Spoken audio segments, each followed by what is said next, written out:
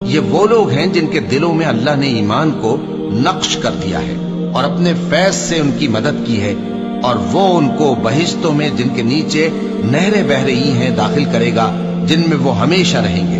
اللہ ان سے خوش اور وہ اللہ سے خوش۔ یہی لوگ اللہ کی جماعت والے ہیں۔ سن رکھو کہ اللہ کی جماعت والے ہی کامیاب ہوں گے۔ منافقوں کی مثال شیطان کی سی ہے کہ انسان سے کہتا رہا کہ کافر ہو جا، پھر جب وہ کافر ہو گیا تو کہنے لگا کہ مجھے تجھ سے کچھ سروکار نہیں، مجھ کو تو اللہ رب العالمین سے ڈر لگتا ہے۔ تو دونوں کا انجام یہ ہوا کہ دونوں دوزخ میں جائیں گے، ہمیشہ اس میں رہیں گے، اور بے انصافوں کی یہی سزا ہے۔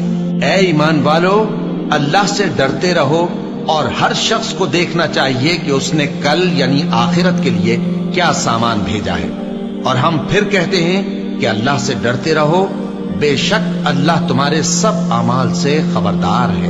اور ان لوگوں جیسے نہ ہو جانا جنہوں نے اللہ کو بھلا دیا تو اللہ نے انہیں ایسا کر دیا کہ وہ خود اپنے آپ کو بھول گئے۔ یہی لوگ ہیں نافرمان۔